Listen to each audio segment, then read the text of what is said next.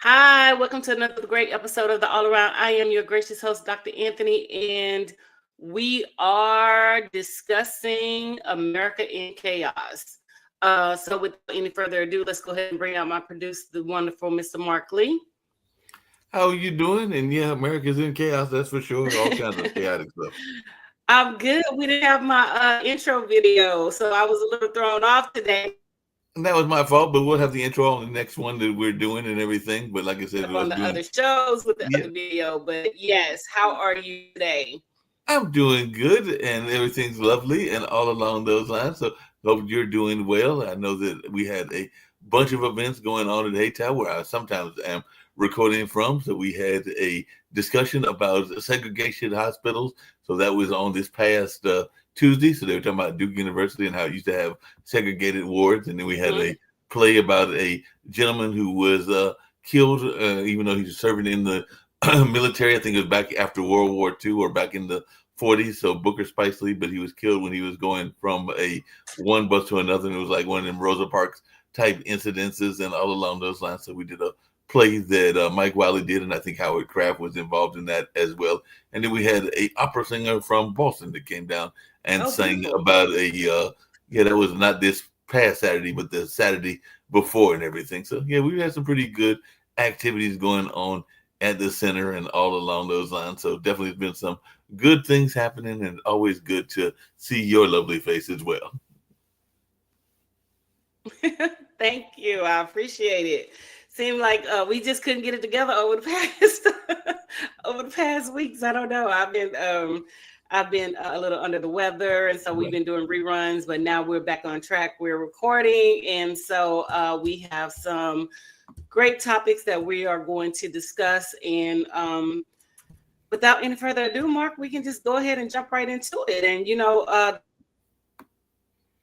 yep. I mean, one America in chaos. And I'm sorry. Go ahead. No, I was just saying, I was agreeing with you. America is definitely in chaos. Every time you turn around, there's a new executive order, a new thing that is going on.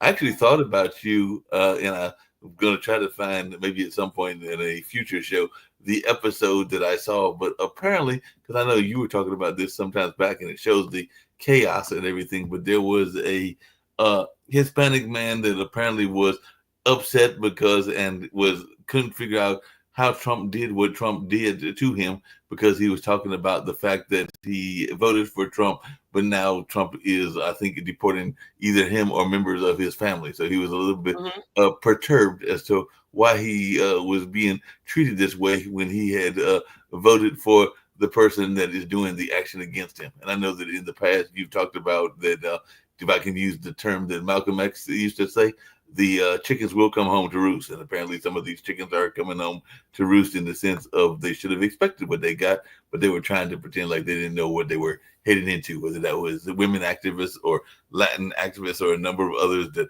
thought that they were doing right by voting against their own interests, as you have said several times and all along those lines. But yeah, it was a clip that I saw, and I'll see if I can find it in the near future. But yeah, the guy was a little bit perturbed.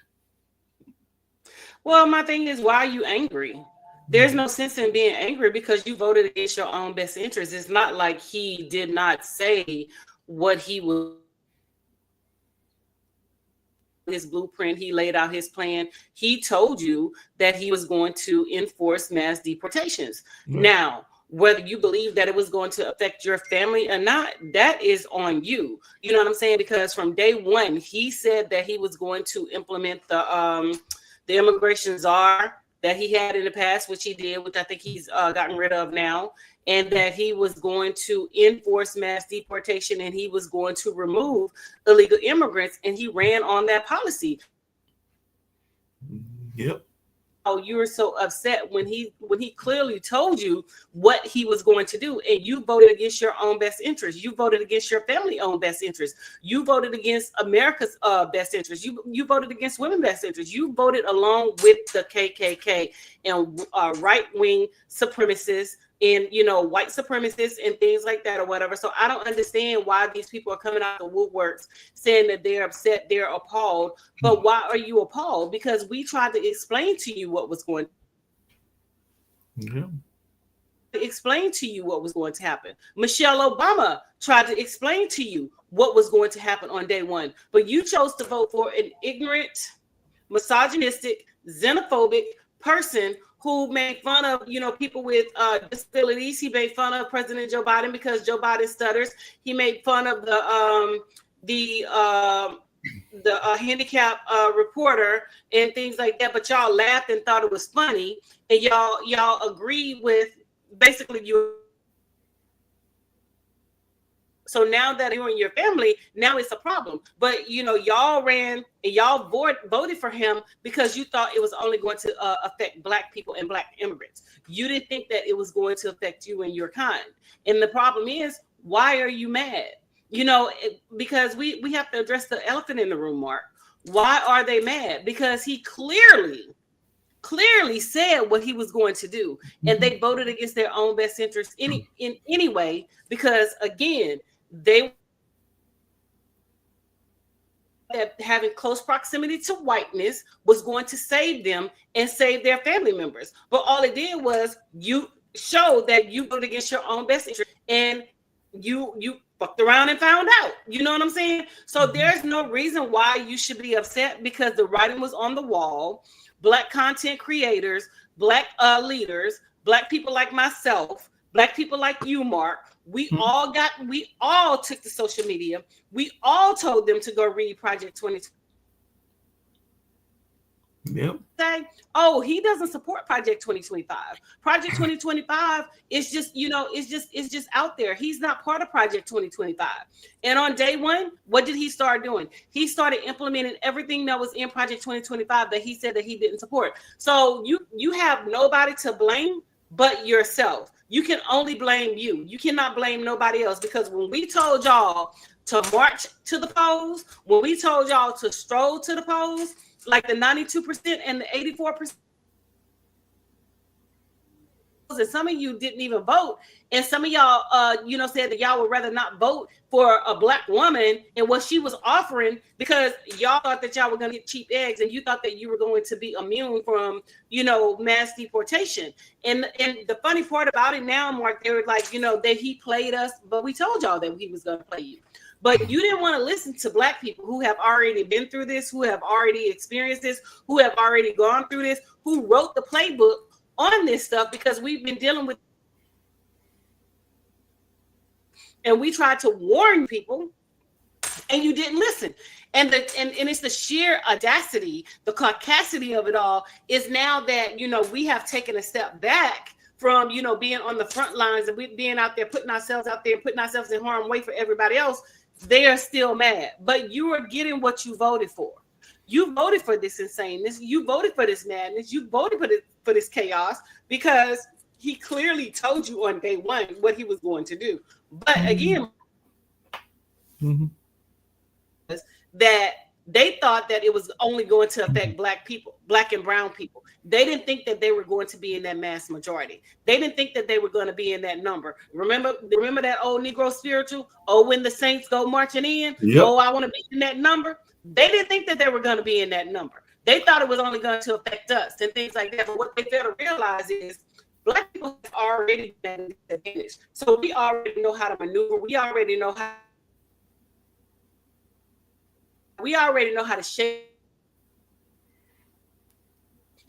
get through turbulent times and things like that, because we've experienced the trauma. We wrote the book on trauma. We've experienced the hate and things like that or whatever. And we tried to explain it to you guys. But like I said, because you wanted that close proximity to whiteness, thinking that you were going to be greater, thinking that you were going to be protected, thinking that you were going to side with them and you were going to be safe, but they showed you.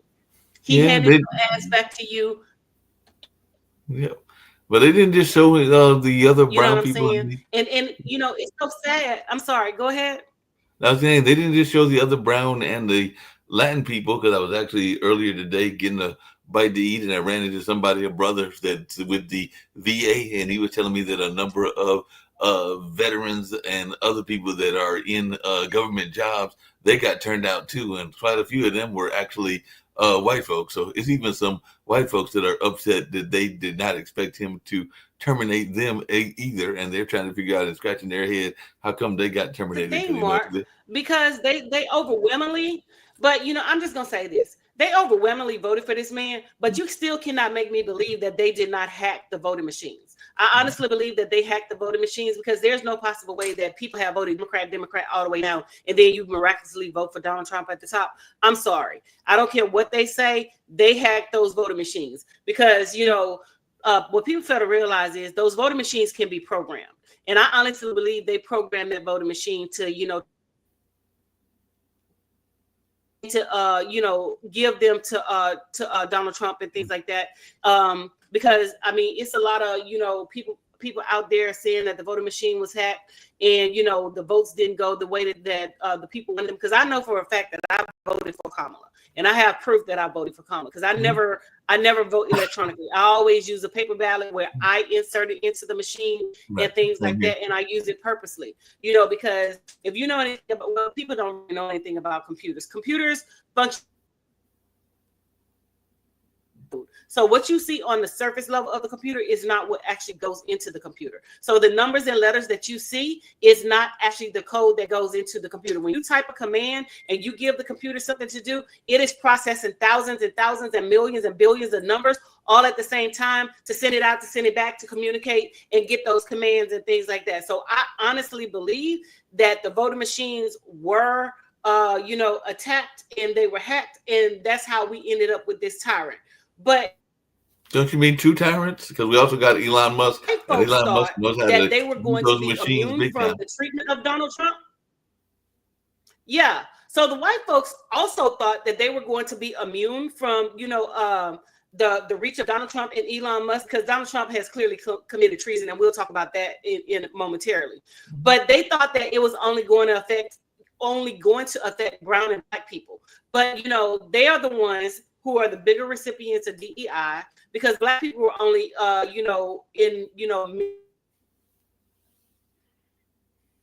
10% of the positions that they had in DEI.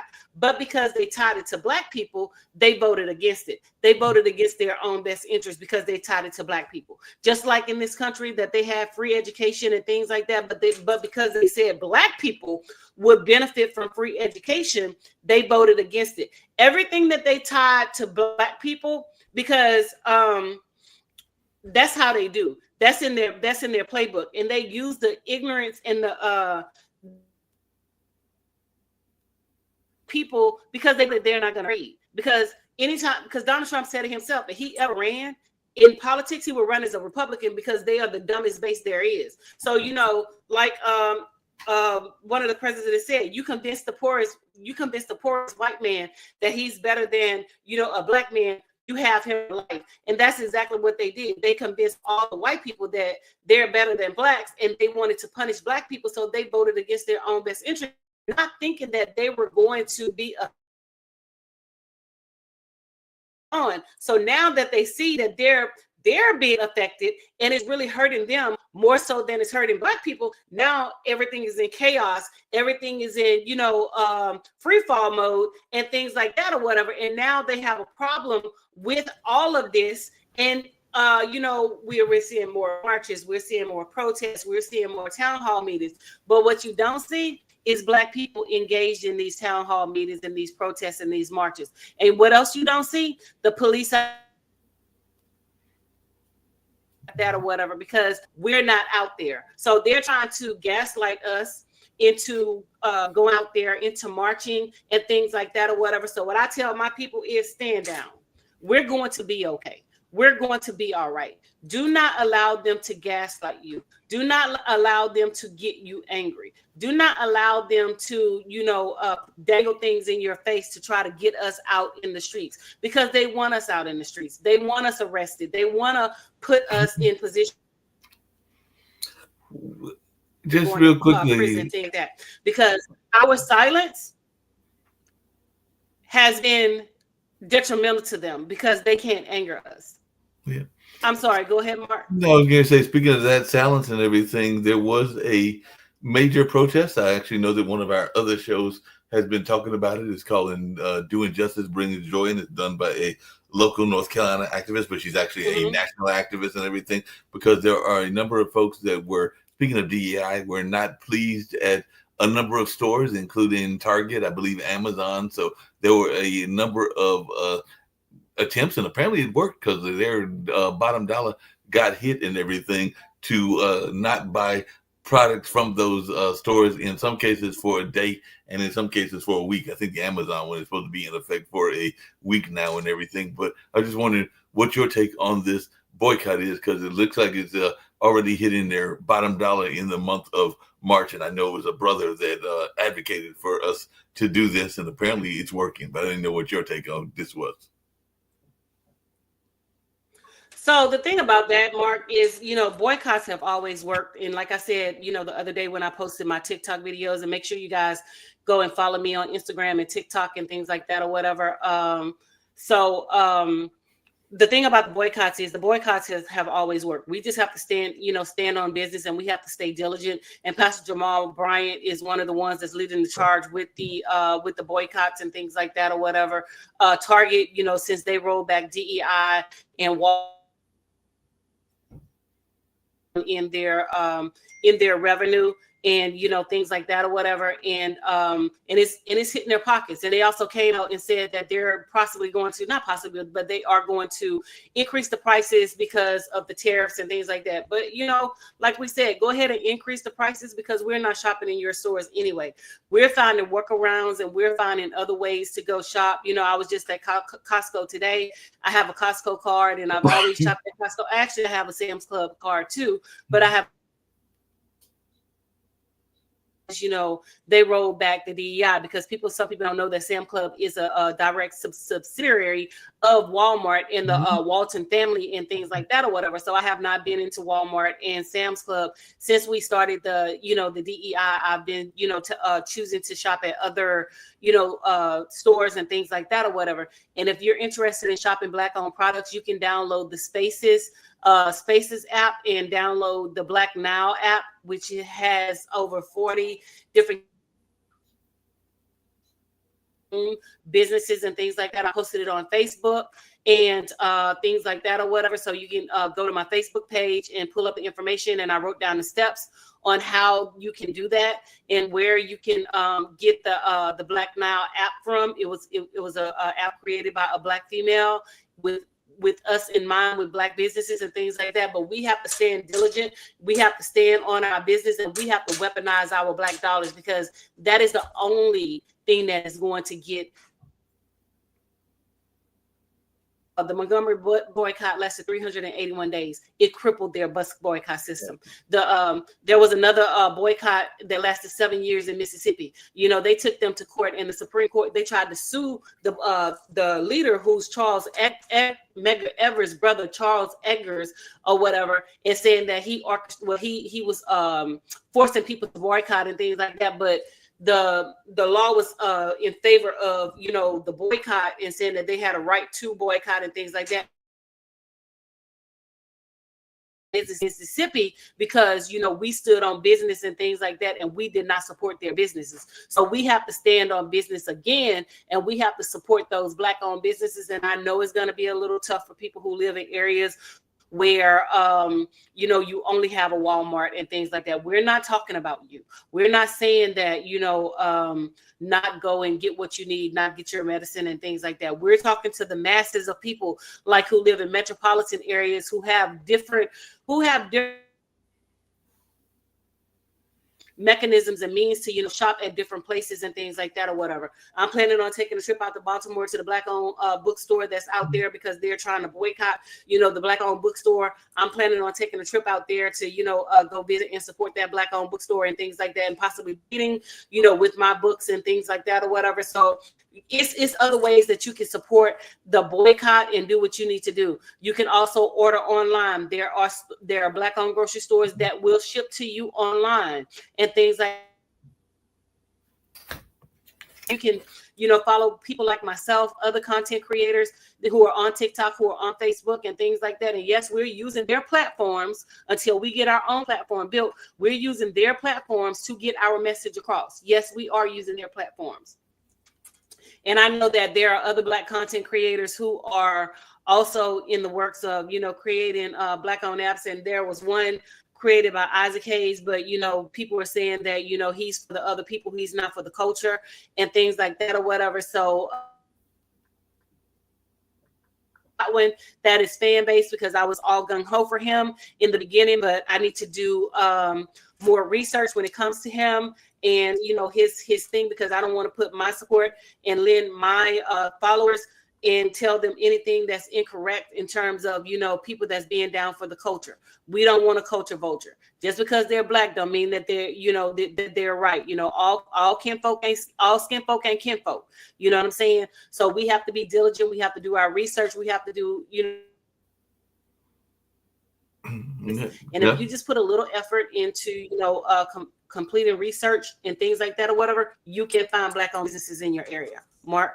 Yeah, I was just going to say that there's one here. I actually am a member. I got to start getting food from them. But Tall Grass Food Box is a platform to support and encourage the sustainability of Black farmers by increasing their visibility and securing space for them in the local marketplace. And it's right here in the North Carolina area. So every other week, they pull together fresh produce from Black farmers across North Carolina and put it together in a box for you to pick up. And then they've got different locations throughout the triangle. So that's one that is here. I know that there are other ones that are in other parts of the country and other parts of the world that we advocate for and that we air to. But here in North Carolina, that's the one that you got to go support, because it is definitely Black owned and they do a great job of supporting the Black farmer. So it's called the Tall Grass Food Box.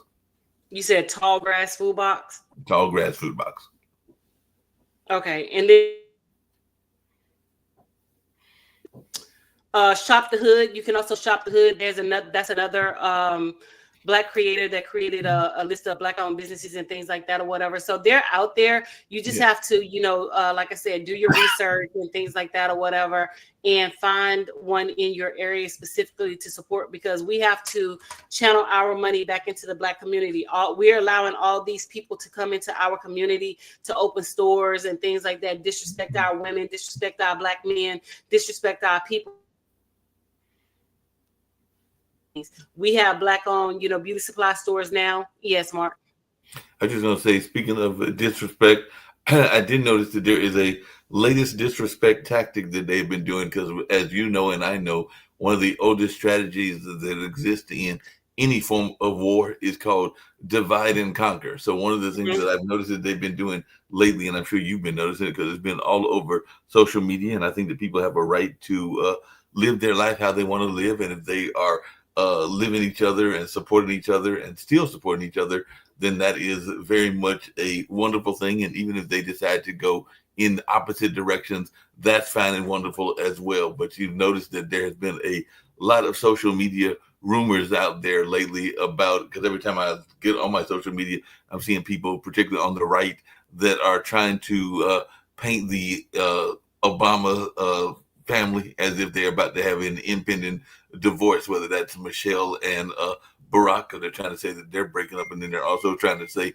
that Kamala is breaking up with her Jewish husband and all along those lines. So it seems like that's one of those old tactics of divide and conquer, so try to get us caught up in some nonsense as to whether they are together or not together and all along those lines. But I have seen that creeping up on my social media feed more than I would like. And I was just wondering if you've been seeing that as well, because they keep speculating because she chose not to go to Trump's inauguration and he's chosen to go to certain things, that they are no longer together and everything like that. And I'm going like, this sounds like some more of that breakup mess to try to separate. Well, I mean, Mark.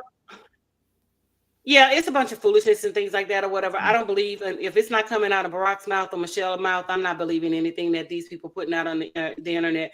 Trump chose not to go to Biden's inauguration, so I don't understand where the hypocrisy is and things like that or whatever. So, it's all right when they do it, but it's a problem when we do it and things like that or whatever, And just like, in the Democratic, in the State of the Union, Al Green was voted to whatever, and it was 10 Democrats that voted to censor him. So we are going to cancel them and we're going to vote them out. So one thing that we are going to do is stand on business and things like that or whatever. And we would never side with the Republicans. And those Democrats that did side with the Republicans, you need to know that your days are numbered and that you will be voted out and things like that or whatever. But like I said, nothing surprises me or whatever. But they don't care that Trump has done worse things or whatever, but it's okay when he does it, but it's a problem when somebody else do it and things like that, because Marjorie Taylor interrupted President Biden. They consistently interrupted President Trump and things like that or whatever. Or you could have left it up there. It interrupted President Trump. Interrupted President Barack Obama and things like that, but none of them was voted and censored. But the second that we interrupt this idiot and things like that, y'all want to censor Al Green or whatever. But no, but just know that the midterms are coming, and Republicans, you have a bounty on your head. We are going to vote you out. So just know that that's going to take place. Yep, I believe that. A lot of folks will democracy is the midterm elections. And like I said, yes, go ahead. I was just going to say, I agree with you. A lot of that is going to be coming to the head when the midterms come. And a lot of people will be losing elections, including some that think that they are safe, because I don't know that they are necessarily as safe as they think they are, and all along those lines. So definitely it's going to be a lot of that going on as well, and all along those lines. And definitely we'll be seeing a lot of that. I know a lot of you sisters are also calling out, and rightfully so. It is definitely going to be going around. Mm-hmm. I'm sorry, go ahead. No, I was just saying, I've also noticed a lot of sisters are calling out their brothers that were voting for the Orange Man and everything like that. And they were like saying they didn't understand why they were following in for his barbershop lies and all along those lines. But then again, y'all have been calling out a number of brothers that also wanted to cross the aisle and date across the racial line as well. Because we know a lot of celebrities that have done that, and a lot of you sisters are like. Well, the thing about it is, we don't care, Mark. The sad thing about it is, we don't care if you date outside your race. The issue, it becomes an issue when you start to invoke and envelop Black women into your hypocrisy of why you're dating outside your race. You know what I'm saying? If that's the woman that you choose, that's the woman that you select. Stand on your business. Don't be like, well, I'm dating a white woman because Black women are like this. Sweetheart, we don't care about you and that white woman. Her and not voting, but why you're dating her and stuff like that. The only thing that we care about is you disrespecting us, and you're using us as a scapegoat to say we're loud, we're this, we're that, and that's why you date white women. Sweetheart, you're probably one of the ones that we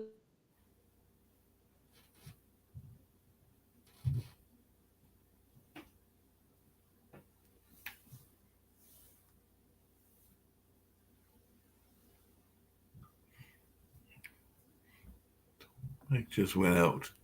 I don't know if she can hear me, so let me see what's going on this side.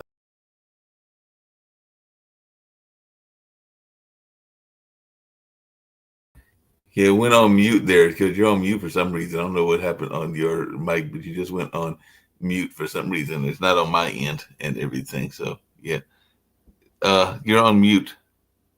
It looks like it's on your side. Oh, I'm sorry.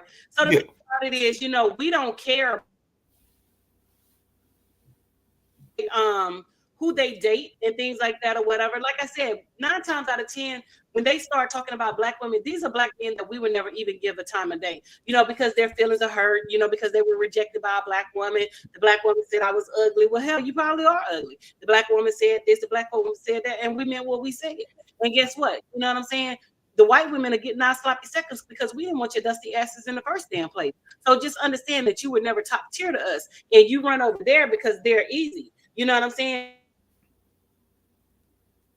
You're not going to deal with headache and a heartache and things that you're trying to put us through or whatever. So you run to the white women, you run to the Hispanic, and you run to the Asian women and other women of other nationalities and other races and things like that, because they're so much easier to deal with, and they're gonna put up with your bullshit, whereas we're not. We're going to hold you accountable and things like that or whatever. And that's what you don't want. You don't want to be held accountable. So when you're running around out there talking about,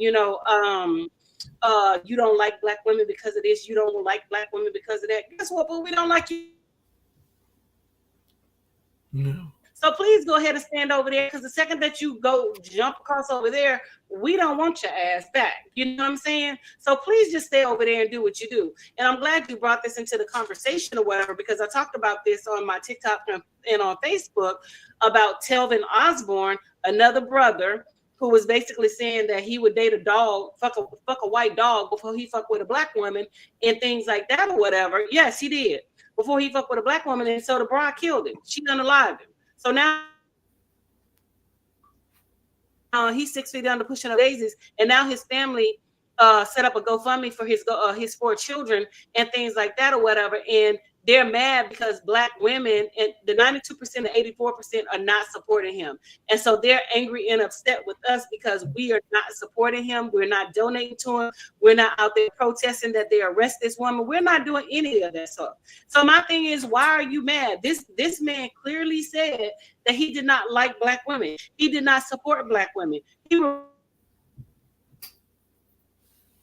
black woman. So you think that we, as part of the 92%, are going to go out there and support someone like that? No, stand on your business and let him.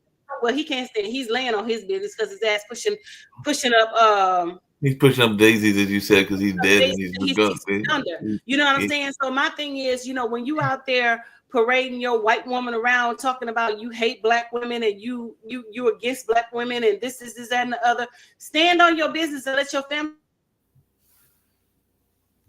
because we're not coming to the rescue, sweetheart. That's why your death did not get no traction. That's why your case did not get no flight and things like that, because black women did not support it. And they always want to say that black women has no power. No, we have the power. And everybody who wants to jump and, get on our plane and, ride with us and things like that, they know that we have the power. They know that we have the power to take it from one step to another step. And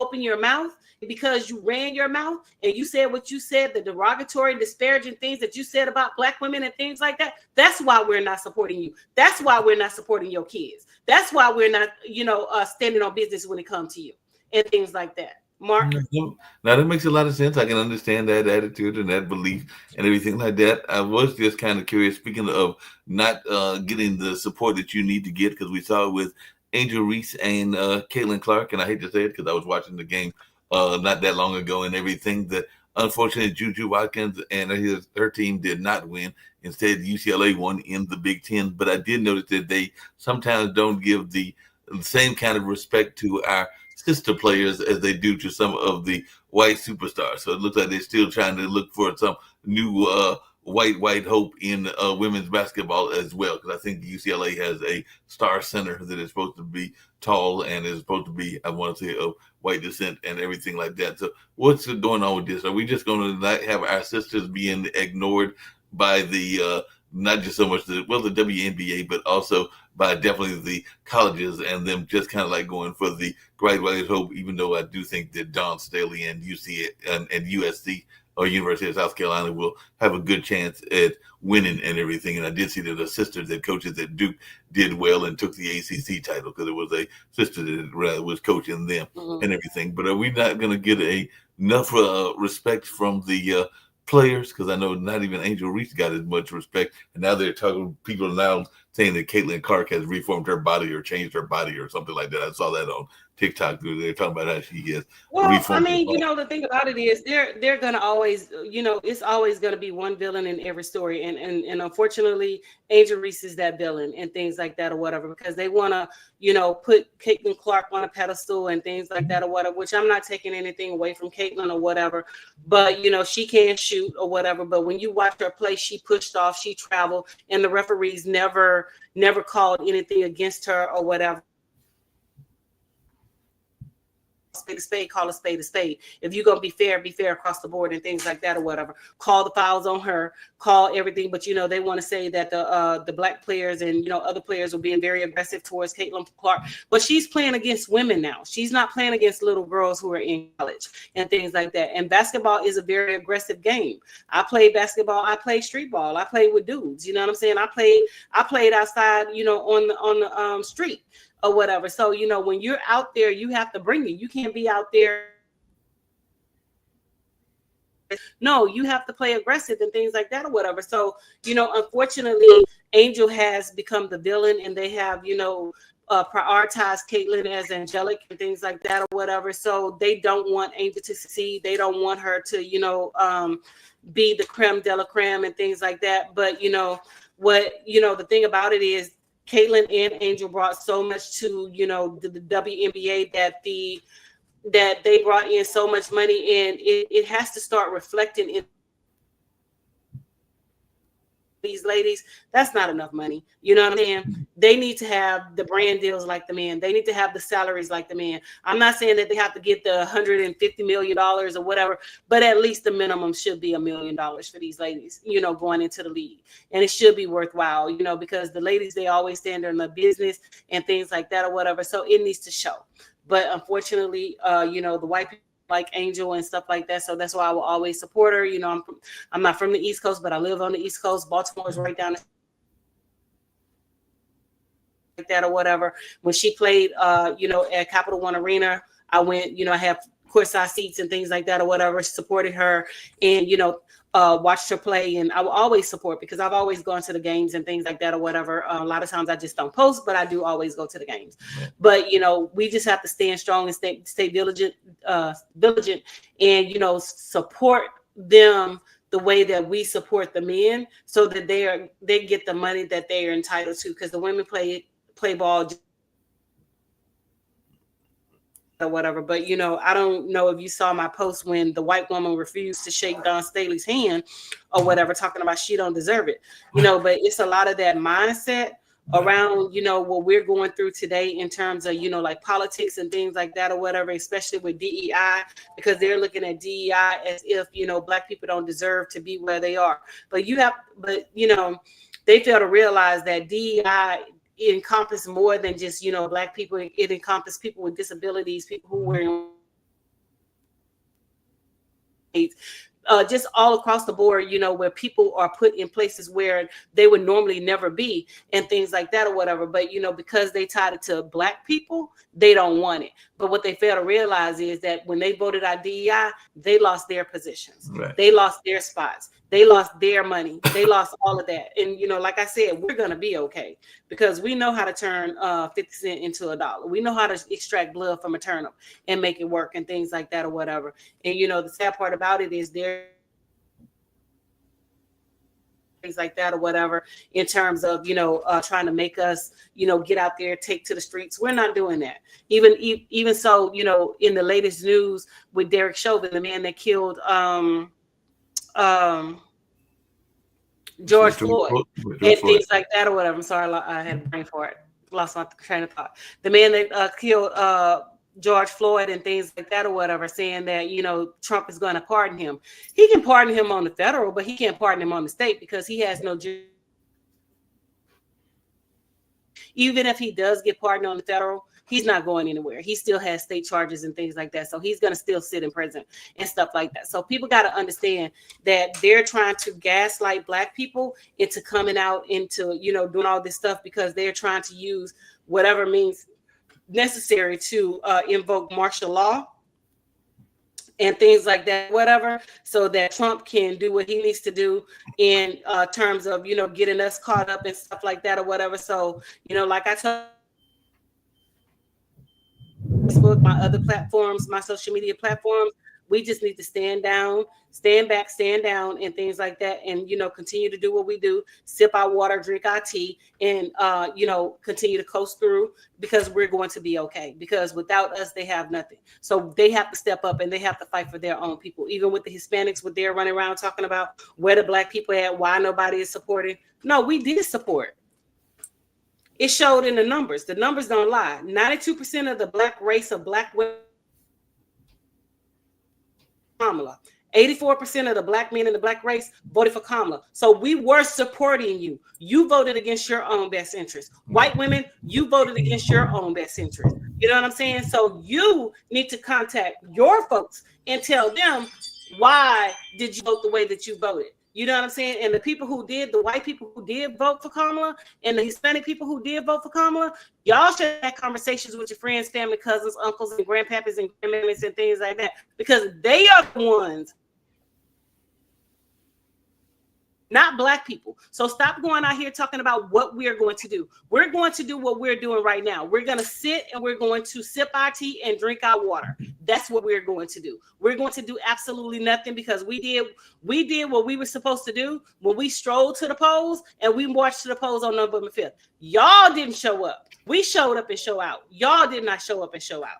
And that's just the bottom line to it, period. That's definitely the bottom line. And like you said, there's a lot of chaos, because every time you turn around, there's a new executive order that's doing this or that. I did hear that Trump himself said that we could be heading to a recession in 2025 and all along those lines. So people are complaining. I've even heard that the eggs might get up to something ridiculous like double figures. I think that right now they're up there like around. They're already up to the double figures out this way or whatever. Right. When I was at home in the South, they were like $2.47 for, and you could only buy two or whatever. So I made sure I went to the store multiple times to get my mom some, and took her to the store so she could buy some, and things like that or whatever.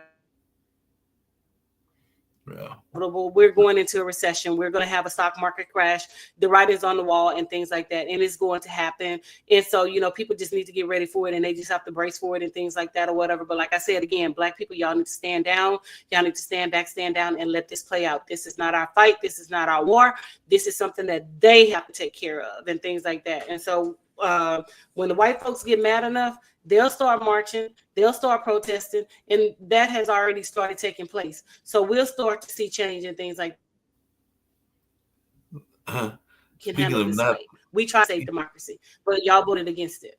Yeah, no, they definitely did that. Speaking of not our war and everything, apparently there are efforts to get us out of that whole war in Ukraine. I know that on this show, you said we probably didn't need to be spending that money in the first place. So maybe this is something that he is doing right. And he even said that he was going to have that whole incident with Zelensky, where I guess him and JD Vance jumped and kind of like tag teamed and double teamed that leader and all along those lines. And he might have some issues of his own, depending on what his own family history is and all along those lines. But definitely they did tag team him and everything. And now I did like his one quote where he said that, because I think the president said something about that he needed to he made a card analogy, and Zelensky was like, I'm not playing cards, I'm playing to win. It's basically what he was saying and everything along those lines. But it seems like they are still trying to pull us into a greater war, either whether it's in Ukraine or whether it's in Taiwan and everything like that. So I just wanted your take on this, because I know you've got international students at that school that you teach at. Well, the thing about it is when we're at war, the Republicans and their cronies make money. You know what I'm saying? So when we went into like Desert Storm and, like the other wars and things like that, Halliburton, which is Dick Cheney's company and things like that or whatever, those companies were afforded contracts and things, which was a direct conflict of interest because he was in the, in the government and things like that or whatever. So those companies were afforded those contracts and went into those foreign countries and things like that or whatever. About the games. It was never about the, Palestinians being safe over there with Trump and things like that, because he's already said that he's going to turn their home front into, like hotels and things like that or whatever. But we tried to warn them. But the Palestinian people, they got on there, Maya Aoni and all of them talking about don't vote for Kamala, don't vote for that black woman, vote for anybody other than that black woman. So now you see, so your people were the ones that sold you out. So we have nothing to say about it and things like that. But we going. And like I told them on the TikTok, we going. We're going to go over there and visit y'all homeland. We're going to go over there. Nice hotels. That's what we do, because we travel. Things like that, because y'all think we're welfare queens. Y'all think that we're poor. Y'all think all of this, y'all don't think that we're making money and things like that. No, we got money. We travel all the time. I travel all the time and things like that. Other black people travel all the time. And so we're going to go and we're going to stay on the properties that's on your homeland. But thank your people for voting against your best interest. It wasn't the black people. It was your own people who told them not to vote for black people, for the black for the black woman who could have saved you and who could have saved your country and things like that or whatever. Yep, definitely. You mentioned, I know we're You getting ready know, like I said, the basis of war has always been money, power, and religion, and things like that or whatever. So it is nothing new. So I'm quite sure he wants to go to war to try to evoke some type of profit out of it and things like that or whatever. So the writing is on the wall. So all we can do is just sit back and wait. So the recession is going to happen. It's not if it's going to happen, it is going to happen, and it's just a matter of when it's going to happen. Yeah. No doubt about that. I know we're winding down on this episode. We got another episode to be coming up very shortly and everything like that. But I do know that you mentioned earlier one of the things you wanted to get to and everything. So maybe this will be the closing remarks before we wrap up this one and do another one. But what are the exact treason charges that are out there that Mr. Orange Man has done and everything? I've got some ideas, but I want to hear yours first because I know that there are a number of folks that are thinking that he's committed various treasonous acts. No, he has committed treason against the United States. So incited the insurrection on January 6th of trying to overthrow the government. He committed treason when he allowed Elon Musk to go into our databases and things like that or whatever, and access American secrets and American people information and stuff like that. So all of that is like acts of treason. And like I said, the only thing that's going to save us is the midterm elections and things like that or whatever. So we have to be diligent about voting in those midterm elections and things. But I think honestly, that they see now, and they are going to go out and vote in droves and vote those Republicans out. Yep, I can definitely see that. They'll probably do that very shortly and all along those lines. So if it's all right, we'll get ready to wrap up this edition, and we'll get ready to do another edition very shortly, unless there were some other concepts that you wanted to get to. No, we're going to go into it on the second show. All right. So we'll get ready to wrap up this one and everything like that. So I'll go out with that video that you were expecting the first time and that you will see in the second show and everything. So I'll play this one to get us on out of here. Deuces, my loves. The clock on the wall says that's all. Deuces. Deuces.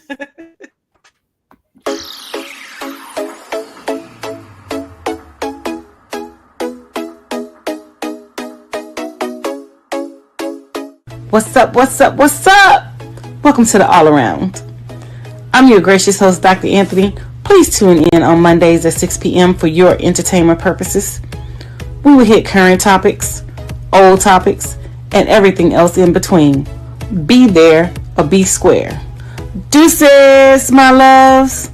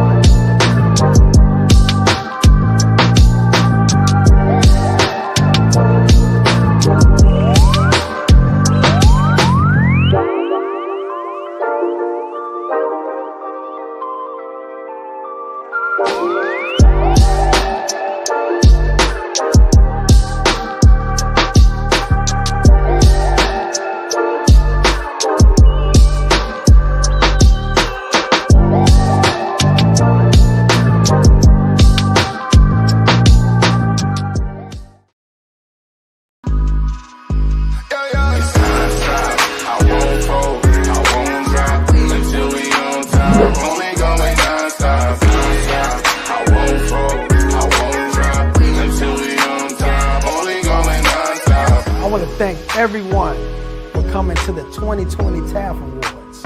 This was a show like no other, people. This is the Grammys for dignitaries, educators, and support staff around the state of Oklahoma and worldwide. We cannot do this without the support of the people. So we thank you, I thank you, for being such a dedicated supporter to this movement for the Teachers Appreciation Foundation. I thank you. Do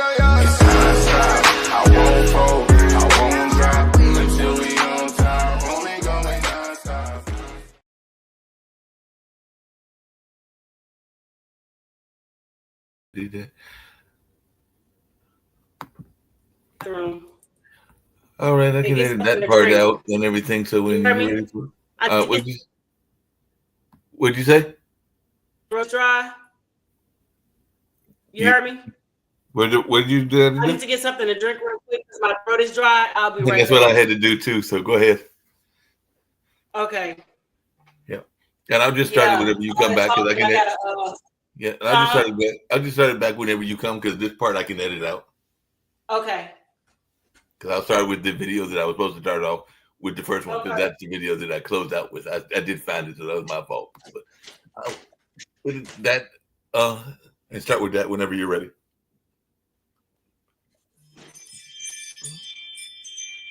I'll check back in about 2 minutes to see where you are.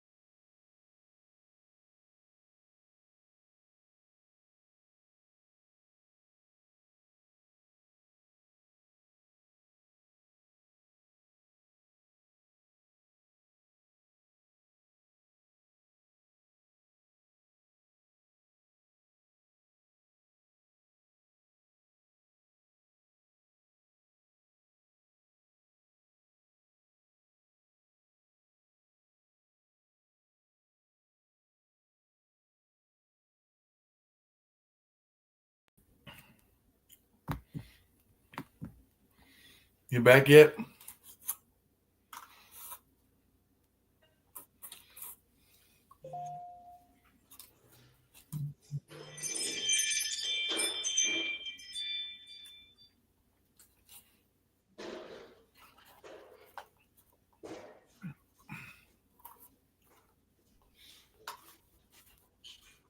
Whew. I had to go downstairs. Oh, wow. I had to go to the second floor to get something to drink. I'm sorry. That's okay. The water fountain is upstairs? Huh? The water fountain is upstairs? The water fountain is upstairs? I'm upstairs. Say what? I'm upstairs on the third floor. Uh-huh. In my personal area by my room. Right. And the water is on the second level in my kitchen. Give me a second. Yep, you good.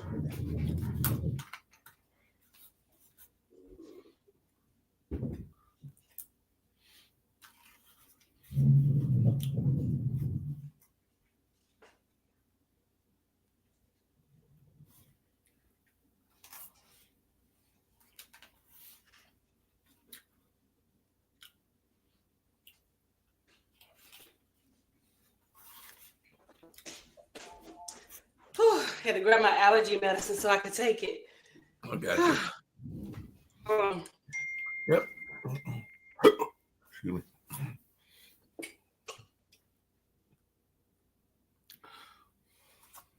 You're gonna lead the show in with the regular video? Yeah, with the regular video this time. I got it. You ready?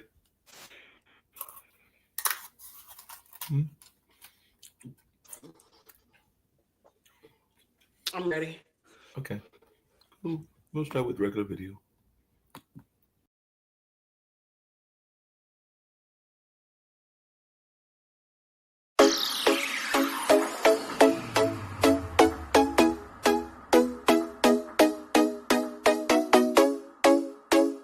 What's up? What's up? What's up? Welcome to the All Around. I'm your gracious host, Dr. Anthony. Please tune in on Mondays at 6 p.m. for your entertainment purposes. We will hit current topics, old topics, and everything else in between. Be there or be square. Deuces, my loves.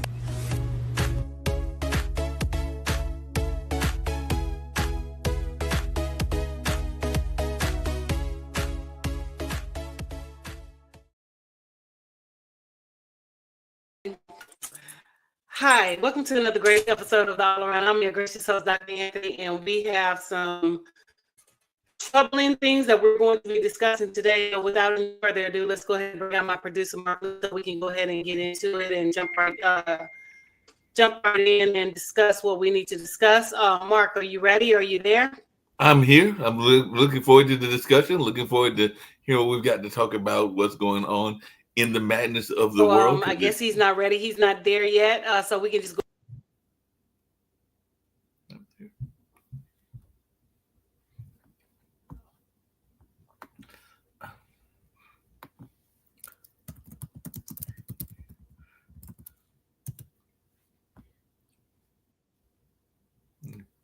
Okay.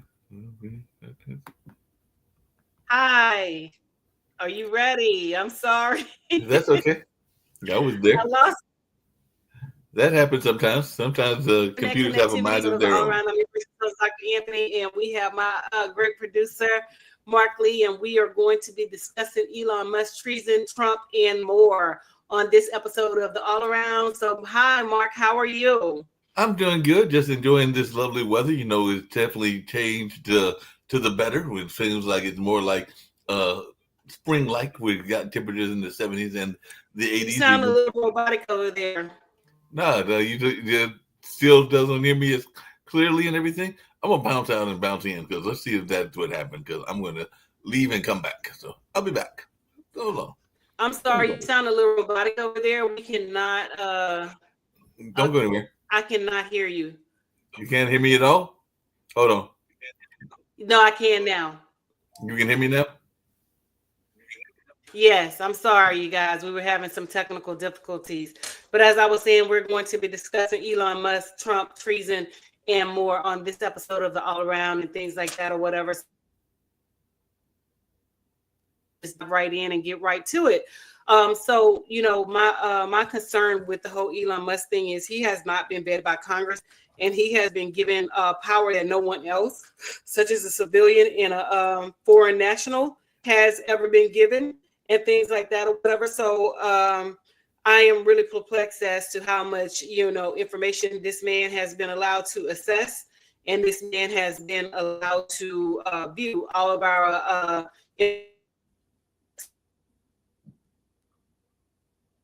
and, you know, things like that or whatever is out there on the chopping blocks. And clearly Trump has given this man the go ahead and right to our information, and that's a direct form of treason. He already committed treason on January 6th when he incited the insurrection, and when all those people were out there on the Capitol steps and broke into the Capitol and trying to, you know, hurt our government officials and things like that or whatever. And y'all sided with him when y'all voted for this man, and he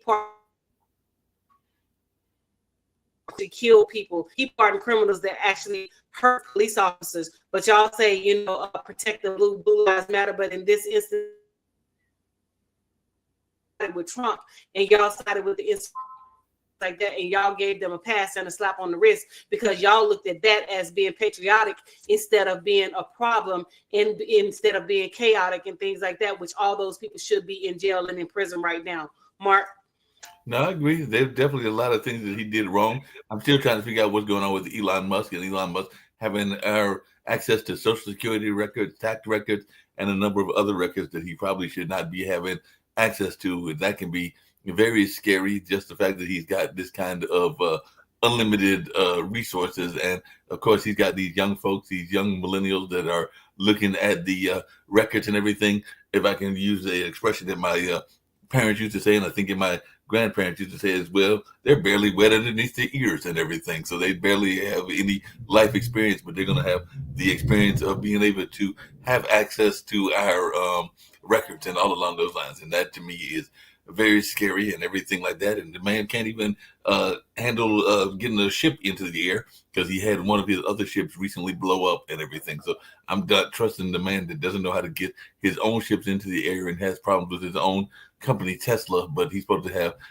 undue access to our records. Well, I mean, it's just not even the fact that he has his own company or whatever. It's just the fact of the conflict of interest and things. You know, Americans to give this man tax breaks and other billionaires tax breaks and things like that or whatever. And he wants to control our airfare and he wants to control everything with his Starlink and stuff like that or whatever. So, you know, that right there is a big problem within itself. He should not have that much access and he should not have that much control. So as I stated in the previous show, you know, we need to get back on top of our game and we need to vote these Republican senators and congressmen out of office in midterm elections and things like that. That is grace, and that is what's going to save this democracy and this economy, because he already has us in free fall and things like that. So we are about to hit a stock market crash. We're about to be in a recession, and some of these people are not going to be able to shake back because a lot of these people are losing their jobs, they're losing their livelihoods and things like that, whatever, because they voted for this man in confidence that he was going to do what, you know, I guess because they thought that he was going to protect them and they were not going to be affected. They thought it was only going to us, but what they fail to realize is that the mass majority of people who are going to be hurt are veterans, white women, and white men, and things like that or whatever, because most of the DEI positions, as we stated on the other show, are held by white people, not black people. So because they tied it to black people, the white people voted against it, just like critical race theory and things like that or whatever. They voted for something that they don't even understand. We asked them to explain what DEI is. When you ask them to explain what critical race theory is and what it does, none of them can, and things like that, whatever. So they always vote against their own best interest when they think that it is harming black people. And then other ethnic minorities, you know, they vote against their own best interest as well, because they thought that, you know, having some close proximity to whiteness was going to be, you know, to their advantage. Asian student who helped to dismantle affirmative action or whatever, your people still didn't get in. Black people are still holding because of our merit. Not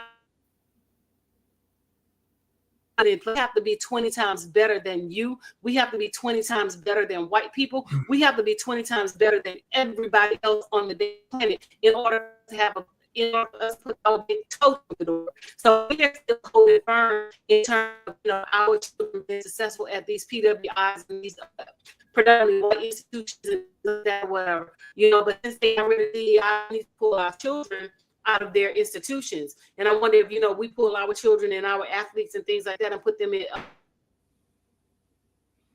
It's going to fan their then. Are you going to have the programs that you have if we remove our students, if we pull our black children out of your universities and things like that or whatever? So, you know, even when Kendrick Lamar did his show, and there are no white people on the set, DEI works both ways, sweetheart. Just like you don't want us in your spaces, we don't have to have you in our spaces and things like that. So no, it was apparently no white people out there or whatever. You know what I'm saying? Yeah, just really quickly along those ways. It works both ways in terms of, you know, not having, you know, say white people like that, have to accept me. period.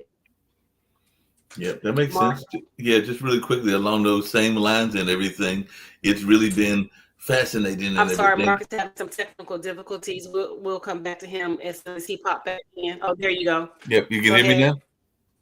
now? Can you hear me now? Yes, I can. Yeah, I was just saying it's really fascinating because this is the week of the NCAA's picking its Yes, I can hear team of you. I'm 68. sorry. I can hear you. Can you hear me? Yeah, I Yeah, I can hear can you. hear you. I can Hmm. hear you. Okay, great. Yeah. Yes. No, I was asking you, did you have any responses to what I was saying? No, I'm saying I definitely agree with you. It would be interesting because this is the week of the NCAA where they pick the team of 68. And like you said, most of those teams are made up of majority black players. And it would be very fascinating if they all of a sudden decided to go to HBCUs instead of going to the PWIs that many of them chose to go to and all along those lines. So it would probably be a much different landscape if many of our athletes decided to stay home and play for our schools and all along those lines. And it would probably not be the powerhouses that are there now. I'm thinking that Creighton and St. John's and even a number of other schools like Duke and UNC would not be as strong as they are if they did not have the black athletes that they have if they had chose to go to, say, an HBCU like a Southern or a Grambling or a Howard or even one of the other universities. That it would be a much different landscape if all of a sudden we decided to have our players play for their own institutions. No, exactly. You know what I'm saying? So, they don't understand, the benefits and, the parameters that are surrounding these, programs and things like that. But because it is tied directly to Black people, they don't want to utilize these programs and they don't want those programs. I mean, white people have always, handouts and entitlements from the U.S. government. But the problem is they want the entitlements. They don't want Black people to get the entitlements. They want us to suffer. They want to say that we need to pull ourselves up by the bootstraps and things like that or whatever. No, you pull yourself up by the bootstrap, because even with the westward expansion and things like that, where the U.S. government gave white settlers, land to go and settle that land and to build property and things like that, the same courtesy was not given to Black people. And, to Black settlers and things like that or whatever. Just like the farmers and things, they're now talking about North Dakota farmers are talking about they're losing their farms and things like that or whatever. But, those same subsidies that you claim that are coming from the government, Black farmers were never given those subsidies. They had to sue for those subsidies and things like that. So y'all voted for this. Y'all voted for y'all own best interest. So now that you have to deal with it, because we haven't seen not one Black farmer get on the TV. I mean, on TV or, anywhere on digital social media or anything complaining about they're about to lose their farms, because we already know that we had to create our own revenue and our own subsidies because the government was not giving us what we needed to, have and things like that or whatever in order to sustain our farms. So, white farmers, y'all voted for Trump. Y'all voted to get rid of the immigrants. What did you think was going to happen when the majority, 99.9% of your employees are immigrants? What did you think was going to happen? Did you think that American Blacks was going to go out there and work like that? Those were the Black jobs that you thought was going to take place that Trump was talking about. They taking Black jobs. Y'all thought that we were going to go back and work the fields. Y'all got a goddamn crazy mantra if y'all think that that's going to happen. You know what I'm saying? So no, that is not going to happen. But what did you think was going to happen when he said that he was going to deport and return all those people to their homelands and things like that or whatever? What was going through your mind? Did you think just because that you had some working to, not being deported? Did you think that your business was immune to you keeping your workers and things like that? You didn't think that it was going to happen to you? So now you're saying that we're not stepping up, we're not fighting. Where are we? No, we're not doing anything. We told you that we were going to take a hiatus. We told you that we were going to take a rest. We told you that we were not going to march. We told you that we were not going to protest, because we are done. We are done saving democracy. We're done saving America. We're done saving all of this faces, because white women, y'all lie and y'all play in our faces as if y'all are down with us and y'all support us. But yet and still, when you go to the poll, you side with them and you vote for white supremacy because you know you're a direct beneficiary of it. And so you don't side with us. So guess what? When they out there whooping your ass and your husbands are beating you at home and things like that or whatever, before you make that call to the police, remember that this black woman and the other 92% told your ass that this was going to happen. And we're going to drink our water and worry about what's happening to you and your kind, period. Mark?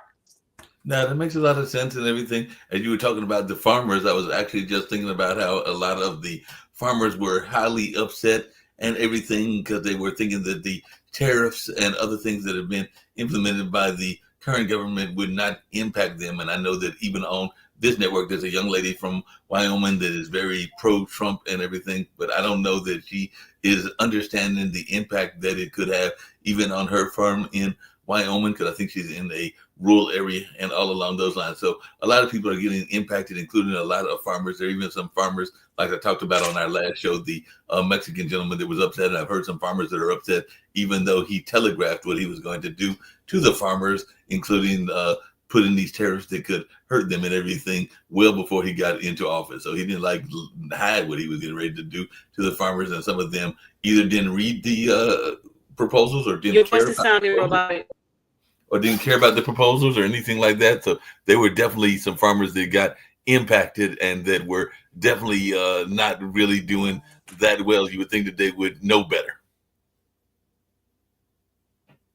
Yes, but I mean, you know, the sad part about it is a lot of people, they're running around here talking about tariffs. They don't even understand and know what tariffs are. You know, and they're talking about, President Trump is going to, place tariffs on Canada, China, Mexico, pay for these tariffs. He start taxing and, increasing, the it is to be you. You're going to pay. You're not doing farm to table. You're not getting farm to table. And for those of you who do not know what farm to table means, that means that you're not getting food directly from the farms that come directly to the table and things like that. The mass majority of your food is imported, and we export to other countries. So who did you think was going to pay for these tariffs? You thought the other countries was going to pay for these tariffs? You thought the business was going to pay for these tariffs and these taxes and things like that? No. People are going to pay for these tariffs. So while y'all running around here, talking about tariff this and tariff that, y'all had no clue that it was going to be placed on you, on me, and everybody else, and all the consumers and things like that or whatever, because you don't understand. You didn't understand the lingo behind the word tariff, and you didn't understand that it was taxes and things like that or whatever. So you thought, because he said that he was going to, place a tariff on China, Canada, Mexico, and but you are the direct beneficiary of that effectiveness and of that tariff, because not only are you going to have to pay, but all the rest of us have to pay as well, because y'all was so ignorant. Y'all wouldn't look up the information. Y'all did not, pass government in high school and things like that. And clearly you're talking about it wasn't taught. No, it was taught. You just wasn't there. You just wasn't paying attention. And you're running around saying words and things, tariff, and you have no clue about what these words mean and what they are and things like that and how they affect you as an American citizen. But you found out or whatever, because you ran around here talking about you wanted the cheap gas and cheap eggs. And so since this man has taken office, eggs has risen over 200% and things like that or whatever. Now, granted, the gas did go down a little bit, but not much or whatever. It's still over $3 and $4 in some places for premium and things like that or whatever. Going to pay for these tariffs. Where did you think this extra money was going to come from? Did you think it was going to come from the businesses? Did you think it was going to come from let's use Target, for example? Did you think it was going to come from Target and things like that? Because Target has clearly said, because we are utilizing these tariffs and things like that or whatever, that the prices are going to increase for you. Did you not understand that? You know what I'm saying, Mark? And so my thing is, they're running around talking about tariff this, tariff that, and things like about the tariff and the taxes. Those are duties that you pay on shipments that come through customs and things like that or whatever. So these people have no clear indication of what any of this stuff means. They're just saying, oh yeah, Trump is going to put our tariff on these people. But do you understand what the tariffs are? You know what I'm saying? Go ahead, Mark. Now, a lot of people don't understand what tariffs are. They have no clue whatsoever what tariffs are, and they are lost in that whole thing. And now they're trying to blame the other countries, because I noticed that we lost a major white actor, Gene Hackman, and those young students and everything. And now some people are theorizing that they were killed by mafia and other drug lords and everything, not understanding that actually America can be one of the biggest drug suppliers of all and everything, because a lot of times you can't get from one place to the other unless they've got our cooperation and everything like that. But people aren't understanding the law of supply and demand, because even the Mexican president said that, when she was talking, that if we would do a better job of cutting off the supply, then it wouldn't be as much of a problem, because she had already put in some things into effect to kind of like cut off their I'm sorry, drug supply. Mark broke out for a second. He will come back in or whatever. But yes, Claudia, the Hispanic. Mark, you're fading out. Oh, did you not hear me? I was just talking about the Mexican president and what she was saying about Mark, the your drugs. internet is fading out. Okay, I keep fading in and out. You sound robotic, Mark. Can you repeat what you said? No, we're just saying that the Mexican president was definitely laying down the law of the land, and she was saying that she did not, that she had done her part in terms of stopping the drug trade from coming to our country. I can't hear you. You don't hear me at all. That's weird. I'm going to go out and come in. You keep talking. I'm going to go all the way out. Keep talking.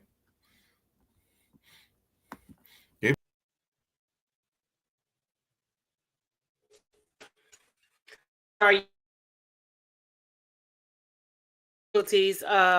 I'm not sure what is going on with the internet on Mark's side, but as we were talking about the Mexican president and what she was saying and things like that or whatever, a lot of the money that is coming through in products that are coming through the cartel, which are American-based products such as the guns and the fentanyl and other drugs and things like that, is being shipped from America. It's not coming from Mexico and things like that or whatever. It's coming directly from the United States. Saying that if we get a handle on those things, then we can curtail, what's happening over there with their cartel and their drug trade and their trafficking and the guns and things that are being flooded and how they're infiltrating into Mexico and things like that or whatever. So,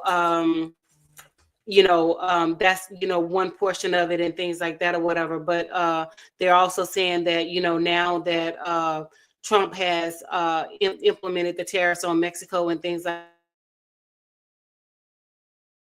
especially now American citizens have to have visas in order to go into Mexico and things like that or whatever. We're no longer allowed to just free willy-nilly and go into Mexico and enjoy their beaches and enjoy, traveling, abroad over there and things like that or whatever. So a lot of things are affected by, what's happening with the tariffs and things like that or whatever. And even with Ukraine president or whatever, Zelensky, the European countries have stepped up to. But I also want to say that, in terms of Ukraine, we did not forget how you treat those young Black people over there in Ukraine, how y'all refuse to allow them on the trains, how y'all refuse let them, go into neighboring countries and things like that or whatever, and you treated them like second-class citizens. So I still stand on my word and say I do not want my Black tax dollars given to Ukraine and helping you with nothing. You know what I'm saying? Because all of a sudden now that you're in a war with Russia, you want support your stance and things like that or whatever. And don't get me wrong, I'm not saying that they deserve whatever. I'm just saying that I don't want my Black tax dollars, because when it all was said and done, y'all were racist towards Black people over there, although they were not American and things like that, but they were still Black. They were still part of diaspora. They were still part of, the Black culture around the world and things of that nature. and y'all treated them poorly and things like that or whatever. So me personally,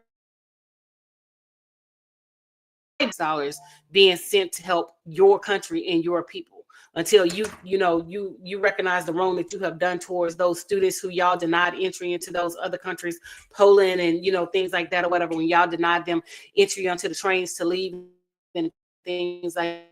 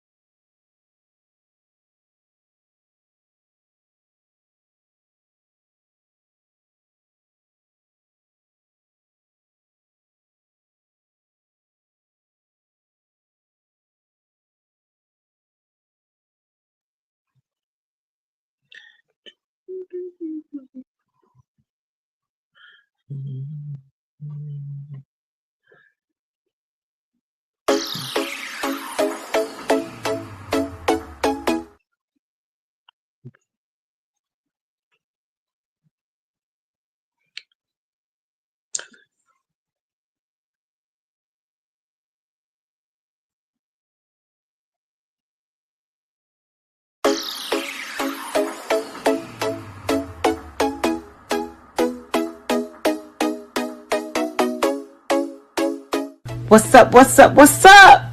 Welcome to the All Around. I'm your gracious host, Dr. Anthony. Please tune in on Mondays at 6 p.m. for your entertainment purposes. We will hit current topics, old topics, and everything else in between. Be there or be square. Deuces, my loves.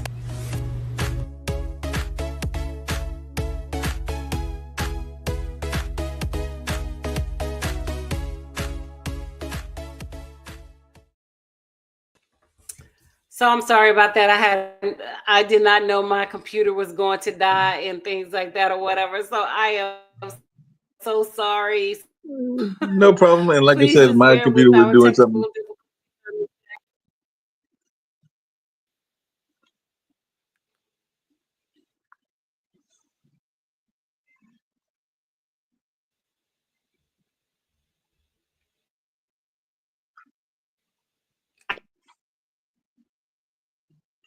I can't hear you, Mark. We were You still talking can't about hear me because Zelensky and the I switched Ukraine and things or to the whatever. other So computer. Can you hear me I'm now? sorry. Yeah, I can hear you now. Can you hear me now? Yeah, I Okay. can hear you Yeah, now. because I switched to Yes. the phone because I didn't know that you were going to disappear. So when I came back, that's when I put the end. I think we probably got about 30 minutes of content, but I can also edit stuff in and out. What I was saying about the Mexican president is that she definitely was doing some great notion of standing up against Trump and everything, because she was like saying, look, I've cut off the drug supply, I've cut off the fentanyl, I've done my part against the border, but what you need to do is you need to cut off the supply in your country and everything, because it takes two to tango, as they say in dancing and everything like that. So basically he's saying that if y'all cut off the supply, then maybe it wouldn't be as much of a problem. So she basically was holding her own, and I know Trudeau up there in Canada was holding his own as well, basically telling that, look, we can drink Canadian whiskey, we don't have to drink Kentucky bourbon and everything like that. So both of those folks were basically saying that they didn't have to put up with the nonsense from our president. Yeah, and things like that. And honestly, I hope that they do take a stand, and they are standing united, and they are not putting up with the nonsense from Trump and things like that or whatever, so that we can get some type of normalcy back to our democracy. And like I said, what's going to be our saving grace is the midterm elections. We need to vote these people out and things like that or whatever. Lindsey Graham has already said that he's not going to seek reelection. Mitch McConnell has already said that he's not going to seek reelection. So those are two seats that are up for grabs, and we have some other seats that are up for grabs and things like that or whatever. But my thing is, you don't need to seek reelection because the damage is already done. You have already done the damage to this country. You have already done the damage to women and things like that or whatever. You have already done the damage to minorities, and so we're going to shake back, but it's going to be a long road ahead in our recovery and our recovery and how we shake back and things like that or whatever. But it's also going to be determined by who we put in office in these next coming elections and things like that or whatever. Because the hypocrisy that's going on right now with these white folks and these Republicans that are in office is just, it just behooves me and things like that or whatever. And my thing is, y'all basically is Trump bitch. Y'all let this a failed businessman bitch y'all into doing things against the democracy of this nation and this land and things like that for his own personal gain. But karma is a bitch, and it always come back into play. And so when karma hits, it's going to hit and things like that or whatever. Mark. Yeah, no doubt. Karma is definitely going to hit, and karma is definitely hitting them in a big way. It's definitely impacting folks. So folks are paying attention to what's going on, and they will continue to pay attention to what's going on and all along those lines. So it'll be fascinating to see how it plays out. And there's some people that are speculating that Trump may not even make it, because I've heard some people talk about his health and everything, just like they did Biden's and everything. So, but I'm not a big fan of J.D. Vance and or the leadership of the House and everything, or the leadership of the Senate. So I think that we got to definitely get some more people into office that are sane and sensible before we can even think about who would be in the chain of succession. Because right now, if something was to happen to Trump, the other idiot is just as much of an idiot, if not more so. So he actually scares me in some ways more than Trump does. Because at least Trump, you know what you're getting into, but I'm not Well, even actually, sure to be this honest Vance. with you, yeah, I'm sorry for cutting you off. Actually, I think if something happens to this idiot will be an idiot in office, because he's going to run scared and things like that or whatever. He would definitely straighten up. And I think that he's trying to I think that right now he's trying to be a mini Trump, and it's not Mhm. working out for him. Ask him, what happened when he went to Vermont. He had to go and hide, and when he went to Vermont. So he sees that the American people is not up for the foolishness and things like that or whatever. So he also sees that that they're calling him on his bullshit and things like that or whatever. So once we rein Trump back in and get him under control, everybody else is going to be under control. So we need to get out, get those people out of office in the midterm elections and things like that. And we need to stand to send a strong message, because the white people are already saying that they're going to vote them out. Period. So, like I said, on the other show, as the 92% and the 84%, we just have to stand down and play our part, because this is not a fight. This is not our war. They have to step up. They have to fight their battles, and they have to stand for their people. Bottom line, period. Same with the Hispanics. Y'all got to stand for y'all people, because a lot of y'all people voted so that y'all people could get turned back around, even though that they had their citizenship and stuff like that. Black people didn't vote against you. It was your own. It was your own kind that voted against you. So please understand that, because we had 92% of black women vote the other way, 84% of black men. So you can never sit here and say that we did not stand with America. We stood with America. Y'all didn't stand with us. Mark. No, that's very much the case. You got to get some of these folks out of office, and definitely folks have to understand what they did to themselves.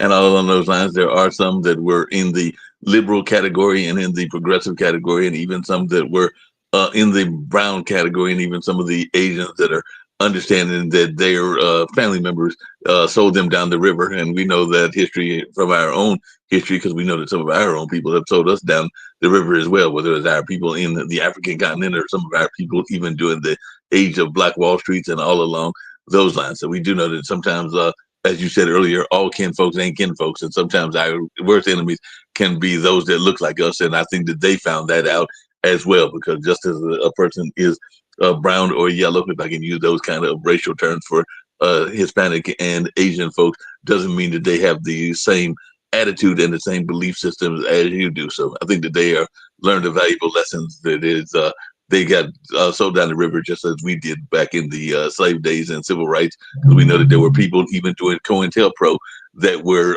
FBI informants and other kind of informants. So we know this history. We've seen this playbook before. Oh yeah, definitely. I mean, we put it out there for the people, like I said, Black content creators were out there, stumping the grounds. We were on the internet. We were telling people, that, we've been through this, we've seen it before, and that they need to understand what is going on, but they didn't want to believe us. They believed him. They didn't believe us. They didn't think shit stank. So then now they fucked around and found out and things like that or whatever. So now they have to understand, that this is what they voted for, and they have to live with this for the next 2 to 4 years and things like that. So, like I said, the only thing that's going to be our saving grace is going to be the midterm elections and things like that or whatever. So we have to get out. We have to vote these people out of office, and we have to make sure that people like them never are allowed to get back in the office, so that we can fix and undo and we can right the wrong that they have done, and we can fix this democracy so that we can become stronger and better and greater together. Period. Yeah, we can definitely do that, and we've done it before. Let's not forget, this isn't the first time that a group like MAGA has been in control. Remember, there used to be a group called the Tea Party, and we voted them out as well. So they were in control of the Republican Party under, I think that was the Reagan era and some other eras as well. But they were very MAGA-like and everything. So the MAGA motion or notion is not a new notion. It just kind of reminded me of a modern day version of the Tea Party. And like you said, we voted the members of the Tea Party out, and many of them were never heard back from again. Now, some of them did go get consultant like jobs. They got jobs in various Republican think tanks and all along those lines. One thing we've got to do a better job of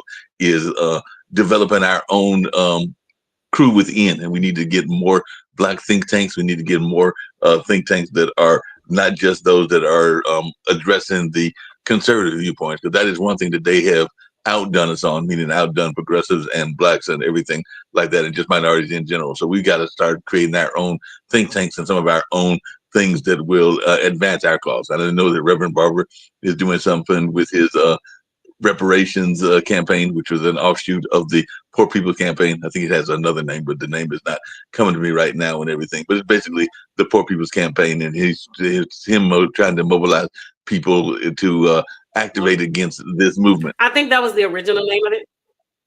I think you're right.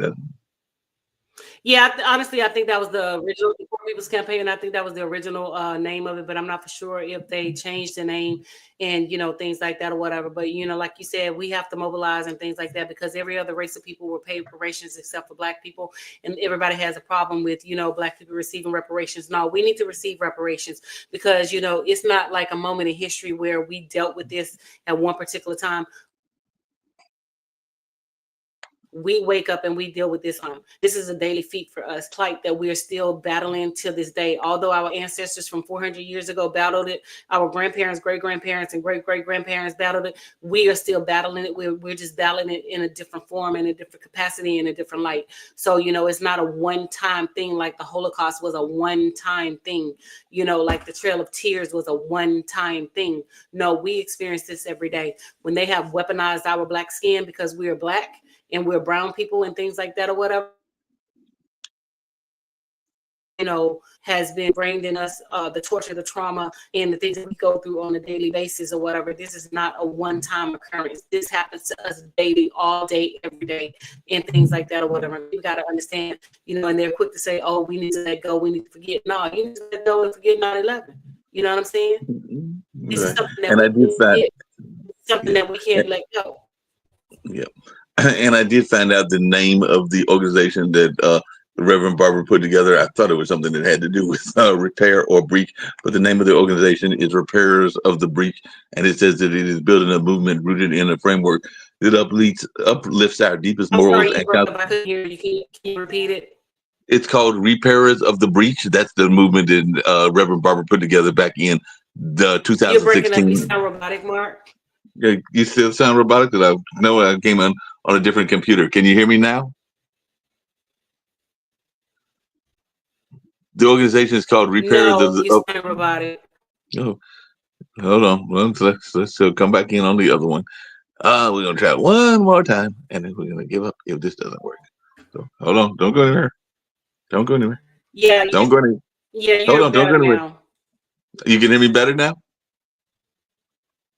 You can hear me better Yes. now? The organization is called the Repairers of the Breach. Yes. That's Reverend Barber's organization is called Repairers of the Breach. And it's basically are we committed to building and supporting moral movements for social change and training a fusion group of people, activists, artists, and interfaith leaders to organize and mobilize around a moral policy agenda that prioritizes love, truth, and justice. So it's basically like a found kind of the notion of the poor people's campaign. And like I said, it was founded almost 10 years ago, back in 2015. But that's what the organization is, and it's tying various people together, whether that's brown people, black people, LGBT women, and a number of others. So it's kind of like similar to what Reverend Jackson did when he had the Rainbow Coalition. So it's a more modern version of the Rainbow Coalition. Yeah. So yeah, but you know, like I said, with reparations, they always want to say that there's a study that needs to be done and things like that. We study, but still, you know, dealing with trauma and upset and things like that, whatever this is ingrained in my DNA. It's ingrained in every fiber of my being and things like that, or whatever. But you know, the only people who are in denial are, you know, the white supremacists and you know, basically white people, whatever. You know, feel like if we they don't want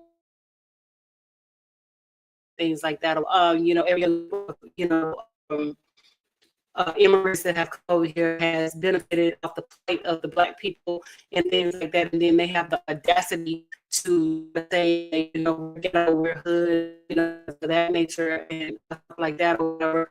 But you're benefiting based off of the civil rights movement and things like that, the things that we went through, the things that we still endure, and you benefit.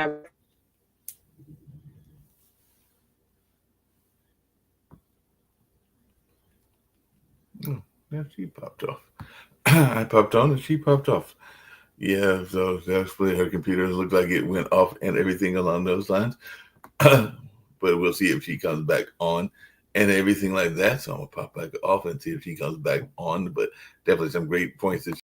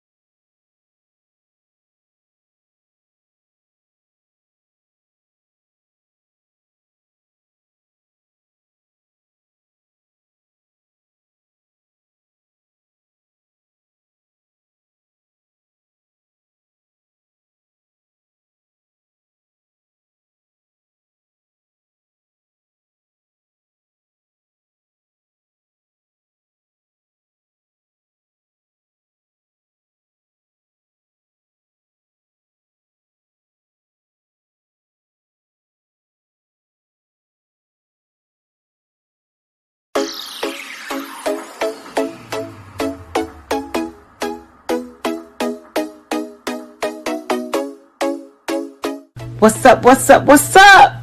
Welcome to the All Around.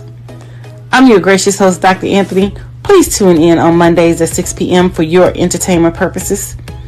We will hit current topics, old topics, and everything else in between. Be there or be square.